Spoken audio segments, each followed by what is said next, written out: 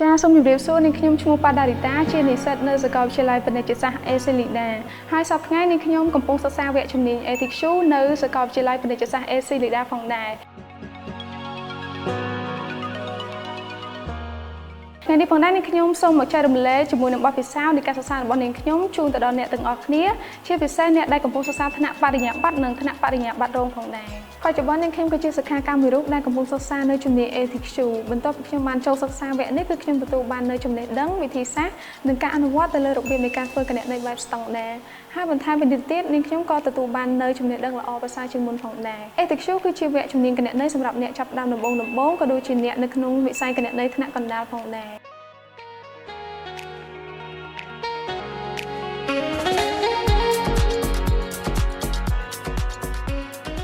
អញ្ចឹងវគ្គនេះគឺជាតម្រូវការមួយដ៏ល្អបំផុតសម្រាប់យើងទាំងអស់គ្នាហើយវគ្គ ATQ នេះផងដែរគឺជាសញ្ញាបត្រជំនាញថ្នាក់ជាតិរបស់ខ្មែរយើងតែម្ដងដូច្នេះខ្ញុំសូមលើកទឹកចិត្តឲ្យបងប្អូនទាំងអស់គ្នាងាកមកចាប់អារម្មណ៍នឹងធ្វើការចុះឈ្មោះចូលរៀនវគ្គនេះឲ្យបានច្រើនកុះករដោយសារតែខ្ញុំមើលឃើញពីឱកាសការងារល្អៗជាច្រើនសម្រាប់បងប្អូនជាចុងបញ្ចប់នាងខ្ញុំសូមអរគុណទៅកាន់លោកសាស្ត្រាចារ្យដែលខិតខំប្រឹងប្រែងបង្ហាត់បង្រៀននិងចែករំលែកនូវចំណេះជំនាញដែលលោកមានបទពិសោធន៍នៅក្នុងឆាកអន្តរជាតិក៏ដូចជាការសិក្សានៅក្នុងប្រទេសកម្ពុជាផងដែរហើយក៏សូមអរគុណទៅកាន់ថ្នាក់ដឹកនាំរបស់សាកលវិទ្យាល័យពាណិជ្ជសាស្ត្រអេស៊ីលីដាដែលខិតខំប្រឹងប្រែងបង្កើតនូវវគ្គសិក្សាល្អៗនេះឡើងហើយខ្ញុំនឹងណែនាំមិត្តភ័ក្តិក៏ដូចជាបងប្អូនរបស់នាងខ្ញុំឲ្យចុះឈ្មោះចូលរៀននៅវគ្គនេះឲ្យបានច្រើនផងដែរសូមអរគុណ